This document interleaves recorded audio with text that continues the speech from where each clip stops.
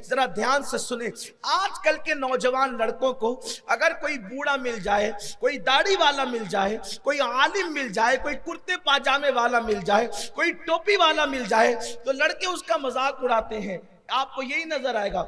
Suit boot पे कोई मिलेगा, अगर वो फटीचर भी होगा, भीख मंगा, तो भी उससे मरऊब होंगे, और इस्लामी लिबास में कोई होगा तो उसका मजाक उड़ाएंगे। यानी सोचे मुसलमानों की सोच क्या हो गई है, मुसलमानों की फिक्र क्या हो गई है।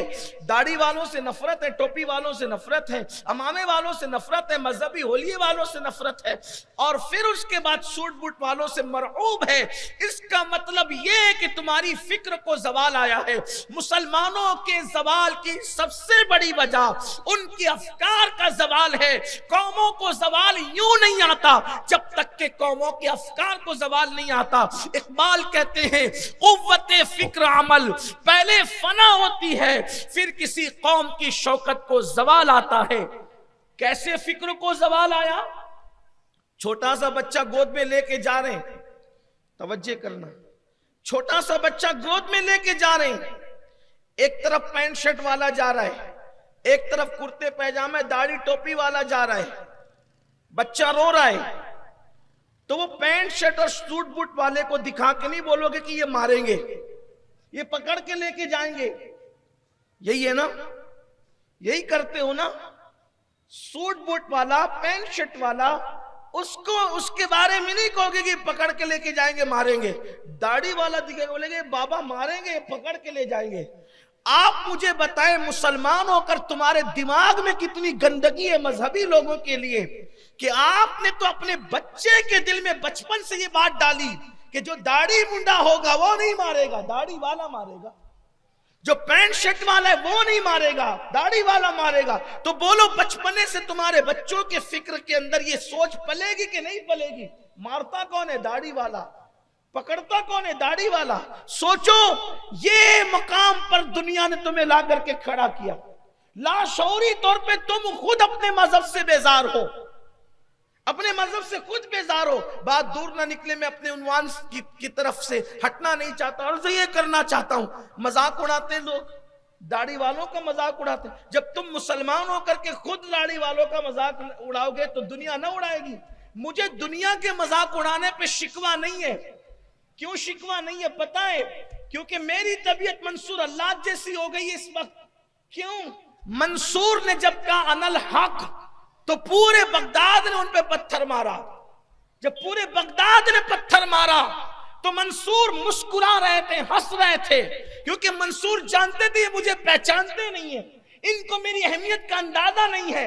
लेकिन जब जुनैद बगदादी को भी हुक्म हुआ कि बादशाह के कारिंदे मुखबिरी के लिए मौजूद हैं, और अगर कोई पत्थर नहीं मारेगा तो बादशाह उसके हाथ कटवा सकता है, उसको सजा दे सकता है, तो जुनैद बगदादी ने कहा चलो हम भी मारने वालों में अपना नाम लिखा दें, ताकि कम से कम बादशाह के लोगों को कोई मुखबिरी ना कर सके कि हमने नहीं मारा। लेकिन चूंकि उठते हुए हाथ नजर आएंगे, लाखों हाथ में उठे हुए हाथों में किसको पता चलेगा पत्थर किसने मारा, फूल किसने मारा, किसने नहीं मारा।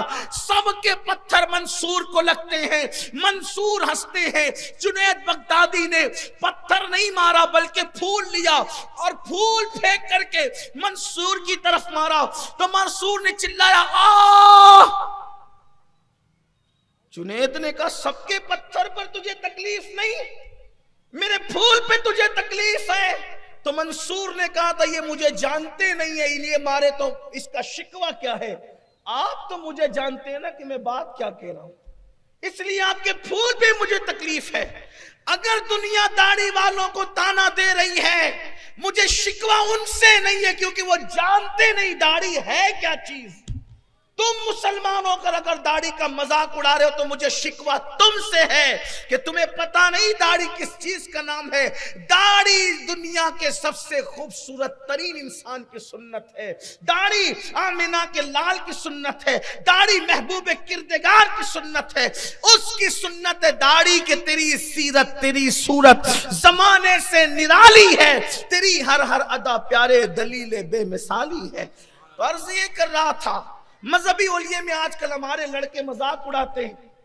अगर कोई फकीर आ जाए, भीख मांगने वाला, बच्चे उसके पीछे लग जाते हैं, पता नहीं क्या होता है, कितना रोना रोया जाए तो दुखड़ा ही है। तो ये तो रातें खत्म हो लेकिन कभी ये दुखड़े खत्म ना हो, बातें खत्म ना हो। दुआ लेने की बरकत क्या है? सरकार गरीब नवाज रदी अल्लाह ताला से किसी ने पूछा, आपकी तरक्की का राज क्या है?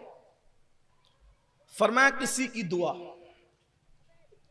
आपकी तरक्की का राज क्या? का किसी की दुआ। का क्या मतलब? का मेरे मोहल्ले में जबकि मैं 8-10 साल का बच्चा था, एक फकीर आया था, भीख मांगने वाला। लोगों को लगता था एक फकीर आया है, हालांकि वो भीख मांगने वाला नहीं था, वो लोगों को देने वाला।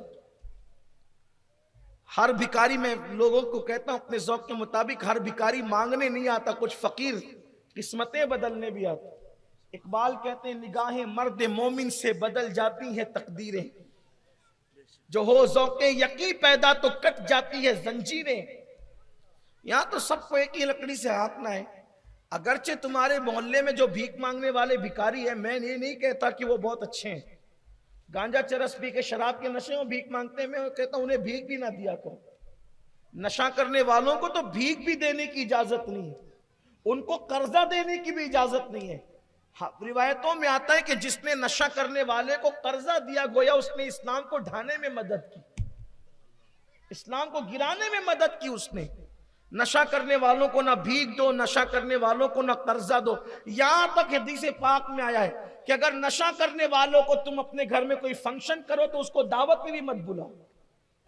इतनी नफरत है नशा करने वालों से। लेकिन लोग आजकल के जो भिखारी हैं, उन भिखारियों को तो फकीर भी नहीं कहना चाहिए, उन भिखारियों को फकीर, उनको भिखारी कहना चाहिए, भिखमंगा कहना, फकीर नहीं कहना चाहिए। फकीर बड़ा मनसब है, फकीर इतना बड़ा मनसब है कि अगर बता दो कि फकीर किसको कहते हैं तो लोग फकीर कहने में फख्र, जो है वो फख्र करें, फकीर कहने में फख्र करें। एक रिवायत के बारे में सूफिया कहते हैं, हुजूर अलैहि सलाम ने फरमाया कि जो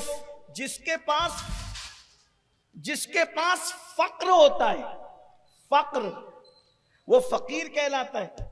ठीक, हुजूर अलैहि सलाम ने फरमाया अल फक्र फखरी, कि मेरा फक्र मेरा फख्र है।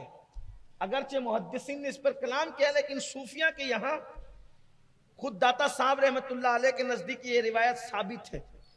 दाता अली हुजवेरी रहमतुल्लाह अलैह के नजदीक रिवायत साबित। बहरहाल सूफिया और मुहद्दिसीन में कुछ मामलात में रिवायत लेने के हवाले से अलग अलग उनका रंग है, लेकिन मैं उसकी तरफ नहीं जाता। तो सरकार गरीब नवाज फरमाते हैं कि एक फकीर मर्द दरवेश हमारी बस्ती में आया और बच्चे उसको पत्थर मारने लगे। मोहल्ले के बच्चे उसको पत्थर मार रहे थे, उस फकीर को। मैंने देखा कि बच्चे पत्थर मार रहे थे, मैं भी बच्चा था, मैंने उनको अपने बाग में बुला लिया। मेरे पास एक बाग था, पंचक्की थी, अंगूर का बाग। मैंने उनको बाग में बुला लिया, बिठाया, और बिठाकर मैंने उनको अंगूर के खोशे पेश किए। मेरे हम उम्र बच्चे उनको पत्थर मार रहे थे, मैंने उनको अंगूर दिए। बस उन्होंने वो अंगूर लिए और अंगूर देख करके उनका दिल खुश हो गया और उनके दिल से दुआ निकल गई और मेरे दिल की दुनिया बदल गई। देखो, किसी की दुआ ने किसी को गरीब नवाज बना दिया, हिंदुस्तान का सुल्तान बना दिया। बल्कि एक बात आपको बताऊं, सरकार गरीब नवाज को हिंदुस्तान का बादशाह भी किसी की दुआ ने बनाया।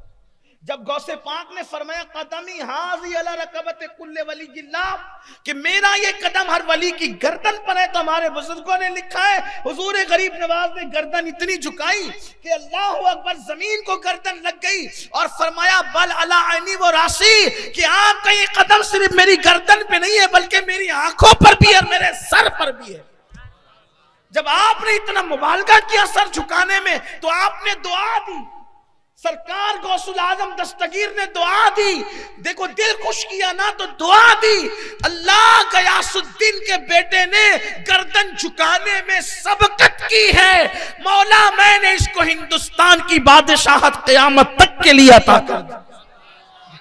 देखिए आप, ये दुआएं हैं, दुआएं कहां कहां ले जा रही। अभी मैंने वो फिक्रा पढ़ा गौस पाक का, कदमी हाजी अला रकबत कुल्ले वली, इसमें भी किसी की दुआ है। अब आप आगे बढ़ते जाए, देखो यही कहते हैं दुआ लेना सीखो, दुआ करवाना नहीं। ये मिल मिल के कहते हो दुआ में याद रखना, दुआ में। अरे ये दुआ में याद रखना छोड़ो, वो दुआ में अल्लाह को याद रखे कि तुझे याद रखे, वो दुआ में याद रखना ठीक है। वो दुआ करेगा तो अल्लाह को याद रखेगा कि तुझे याद रखे।